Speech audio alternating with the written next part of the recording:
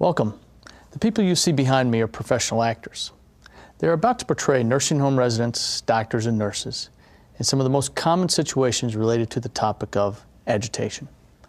As many of you know, these situations in which older persons are either becoming agitated or are already agitated can be frustrating, time-consuming, and even dangerous to them and those who care for them. You are also about to see possible solutions. There are three guiding principles when trying to manage these situations: anticipate, tolerate, and don't agitate. Anticipate. Certain behaviors and actions are common, not normal, but common among nursing home residents with dementia. Being able to anticipate these behaviors and actions may help you avoid an episode of agitation. Tolerate.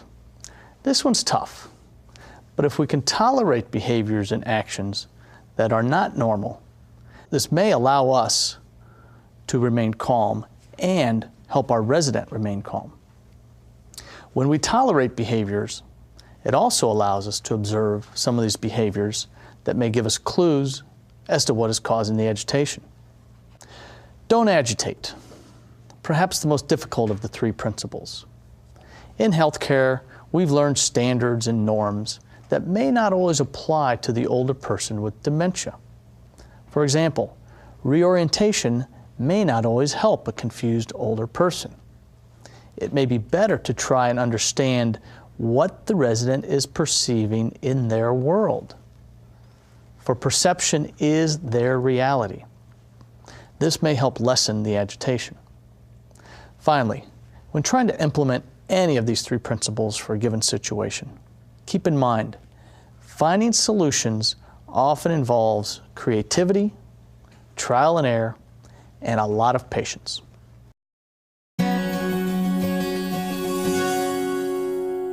It's lunchtime in the nursing home. Mrs. Williams, who is in the background pacing, has lived here for over a year. Mrs. Johnson, who is sitting at this table, has only lived here a week.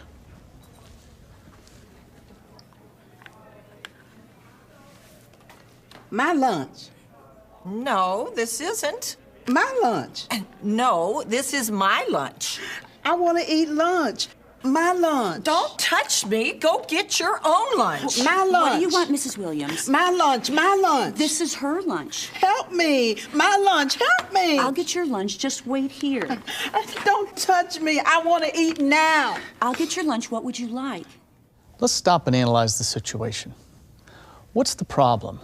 Is Mrs. Williams the problem? Is this one of those behavioral problems? Is she anxious? Is she depressed? Does she have a UTI? The answer is probably something quite different. What does she mean when she says my lunch? My lunch place. Remember, she's lived here for over a year. Routine is very important to her. If the nurse had remembered this, she might have been able to diffuse the situation. Let's see if this works. Hello, Mrs. Williams. Are you ready for lunch? Hungry. My lunch. Time to eat lunch. Mrs. Johnson, this is Mrs. Williams. Could I ask you to move over to this chair? I'm sitting here. Well, I know. If I could ask you to move over to this chair, it'll be your chair. Well, I sat here first. I know that this chair is Mrs. Williams. It's very important to her. This chair, will be yours, and Mrs. Williams can sit in hers, and we can all have lunch. My lunch. I'll get you lunch. That was a good solution, and the nurse did a good job of anticipating a potential problem. But not everybody was happy at the end. Let's look at the same vignette with yet one more possible solution. Hello, Mrs. Williams. Are you ready for lunch? Hungry. Time for lunch. Mrs. Johnson, this is Mrs. Williams. Mrs. Williams has been with us for over a year. You two are going to have lunch together today.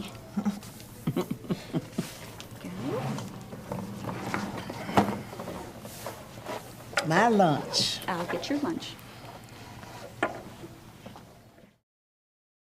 The solution in the last vignette took a proactive nurse. She also used creativity and anticipation. Did you notice as she introduced each resident to each other that she slid the lunch tray to the other seat? There are many solutions to a situation like this. The key here was creative anticipation.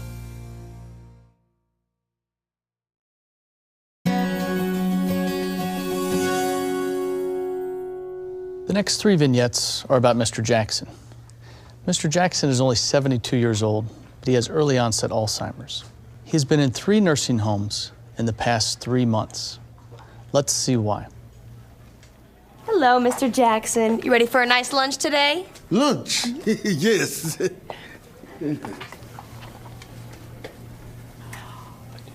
Oh, Mr. Jackson! Mr. Jackson! Oh, what a mess. Bob, will you help me, please? Mr. Jackson, can you stop? Mr. Jackson, look, you can't do this here in public, okay? You just can't do it. You can't pee in a plant, okay? Please. No. Let's go. No, lunch. Yes, of course. Let's go. How could we have handled the first situation? Why was Mr. Jackson more agitated? Was there a way to tolerate his behavior? Let's see. Hello, Mr. Jackson. Ready for a nice lunch today? Lunch, yes.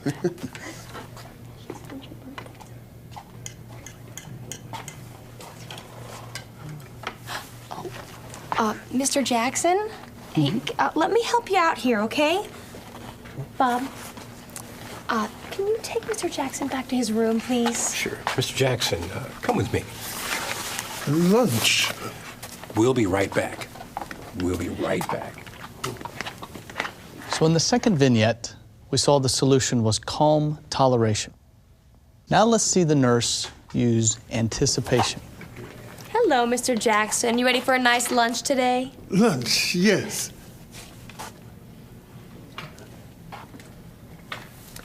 Mr. Jackson, are you ready for lunch?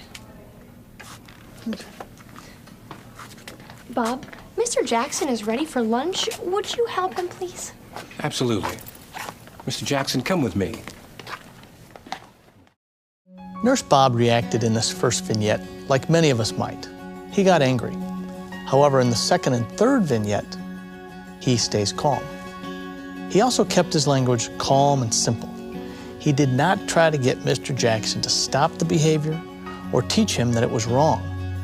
Remember, Mr. Jackson has dementia at a stage that probably prevents him from understanding this. Lastly, it is important to ask the question, why is Mr. Jackson doing this? Well, he probably can't tell us, but if we were to get into his world, his reality, we would probably realize that he couldn't find the bathroom and he couldn't ask anyone where it was. We also might realize that, as we know patients with dementia have visual spatial defects, he saw the round planter as a toilet. So, keep in mind the basic principles. Tolerate, anticipate, and don't agitate.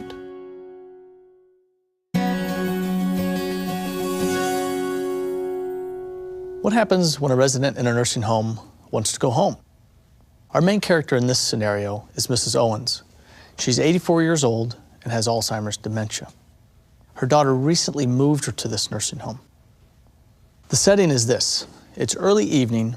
There happens to be a doctor at the nurse's station, but the doctor is not Mrs. Owens' doctor. Let's see what happens when Miss Owens arrives at the nurse's station. Can you help me? What is it? I want to go home. You want to go home? Yes, I don't like this hospital. I want to go home. Well, you can't. And this isn't a hospital. Oh, you don't fool me. I'm not sick anyway. Why am I in the hospital? And this is a nursing home. No, it's not. I want to call my daughter. Of course. What's her number? What? Her number, ma'am. Your daughter. What's her number? It's why can't I go home? Tell you what. You give me that number, and I'll call your daughter. Before we get to a possible solution for this situation, let's just focus on the agitation. What was agitating Mrs. Owens? Before you say, well, it was just the mood of the doctor and the nurse, let's look at one thing that the doctor did and the nurse did. First, the doctor, something all of us have learned, reorientation. If you reorient someone and it doesn't work, don't keep doing it. The nurse, what did he do? He asked her a simple question, what's your daughter's phone number? Without knowing it, he probably challenged her by asking that short-term memory question. So let's look at the scenario again, where the doctor and the nurse, their mood might not change, but how they approach the situation, they're getting one step closer to Mrs. Owens' perception of what's going on. I don't like this hospital. Of course you don't, ma'am. Nobody likes being in the hospital. That's right. I want to call my daughter. Okay, you can do that. My daughter, I must talk to her. Her name's Jane, right? Yes, Jane. That's my daughter. Okay, I'll get her number for you. Come on over. Here we go.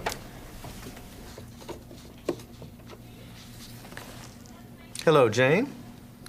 Yeah, this is the nurse that takes care of your mom. As you know, she doesn't really like being in the hospital. She was wondering if she could talk to you. She really wants to come home. Okay, here she is. Hi, Jane. I want to come home. I don't like this hospital. Oh, you can't come get me? Well, why not? Oh, the doctor thinks I should stay. Well, why? I'm not sick.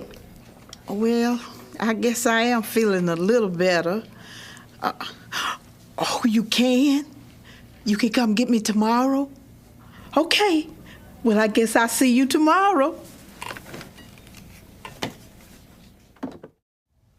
Although this type of creativity might seem like you're tricking the resident, let's look at it from a different perspective.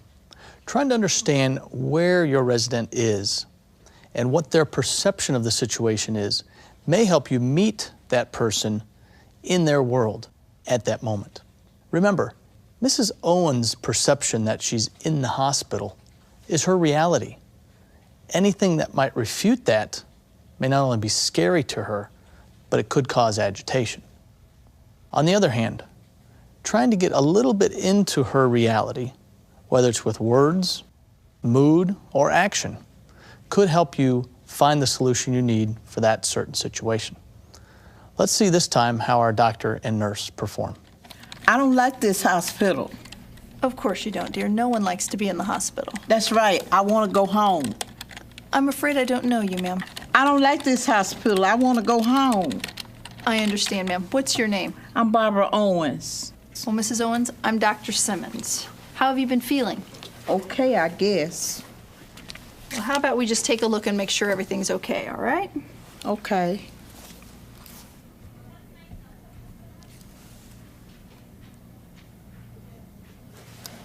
Well, everything sounds okay. Okay, but I still want to go home. I understand. I want to see my grandchildren. I understand. Tell you what, let me see if I can help you out. How about we get your nurse? Okay. Mrs. Owens, I hear you're feeling a lot better. And I'm very proud of you, you know that? You know, your therapy's going really well. I have an idea. Why don't we go for a walk? A walk? You want to do that? Yes. Good deal. You know what we can do? We can take a look at that photo album of yours that you like so much with all your family in there. And if I'm not mistaken, you're a grandmother, aren't you? Yes, my picture. The doctor and nurse in this last vignette demonstrate some good techniques that might be useful in some similar situations. For example, the doctor starts out by asking Mrs. Owens what her name is.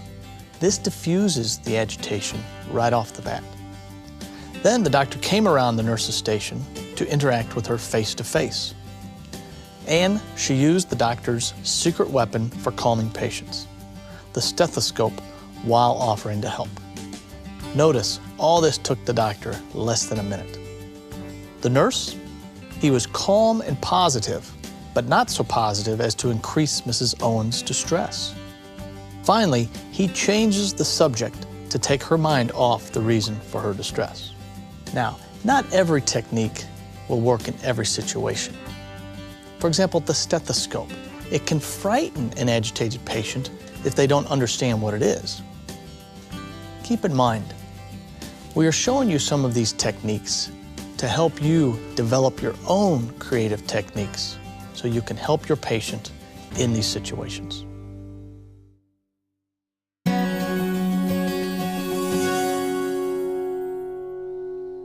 In this situation, our resident is Mrs. Mahoney.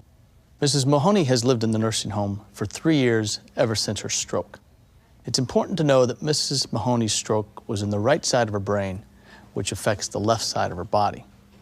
On any given day, Mrs. Mahoney likes to go to the nurse's desk after breakfast to talk with the nurses. However, today, the nurse is quite busy. Let's see what happens. Hello, Gail. Hello, Gail. Have you seen my daughter? Hello, Mrs. Mahoney. I'm rather busy right now.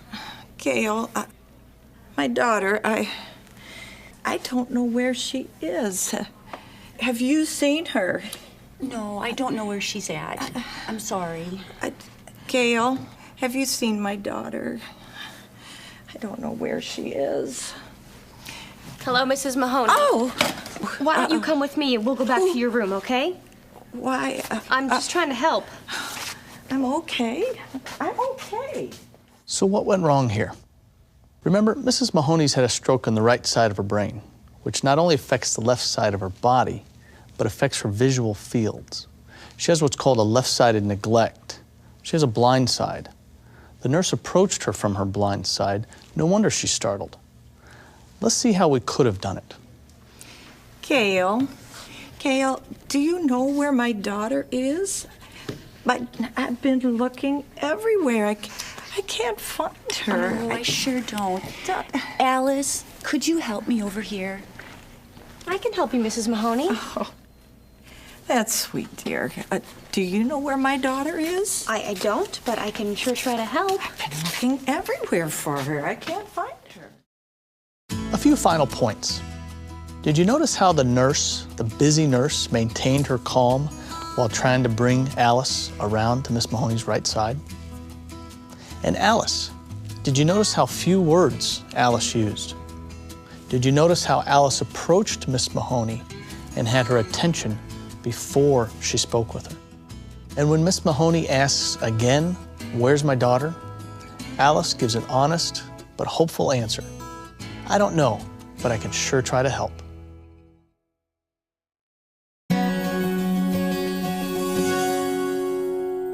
Mr. Sherman is 82 years old. On any given day, his mood can fluctuate between happy-go-lucky and angry and demanding. Recently, he's been fixated on calling his daughter every day. The situation today, though, is a little bit more challenging because when he approaches the nurse's station, he's already agitated. Good morning, Mr. Sherman. I want to call my daughter. I don't think that would be such a good idea. I don't think your daughter wants you to call every day. I want to talk to my daughter. Give me the phone. I can't let you use this phone. Give me the phone. No, I want to talk to my daughter. She needs to hear from me. I'm sorry, Mr. Sherman, I'm really busy. And I'm sure your daughter understands that you're being well taken care of, and I'm sure she'll call you in a few days. Now. I want to talk to my daughter now. Do you blame this nurse for being upset? It would take a very patient nurse to tolerate this behavior and come up with a solution to keep Mr. Sherman calm. Let's see. I want to call my daughter. I want to call my daughter now. Okay, here you go, Mr. Sherman. You can use this phone.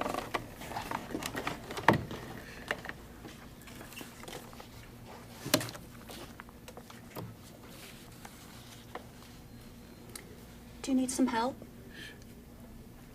Her number. I don't remember. Maybe this will help. Yes.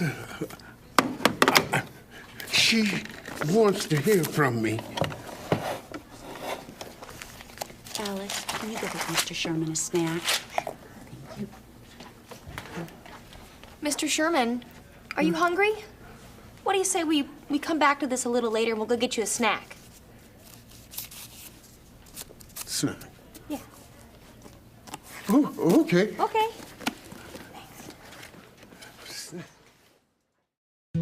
Although this situation turned out fine, a couple points to remember. In a solution like this, sometimes you're going to have to involve the daughter. The second point to remember is, even if something worked today, it may or may not work tomorrow. But don't be afraid to try new techniques, new creative ideas to find that solution you need.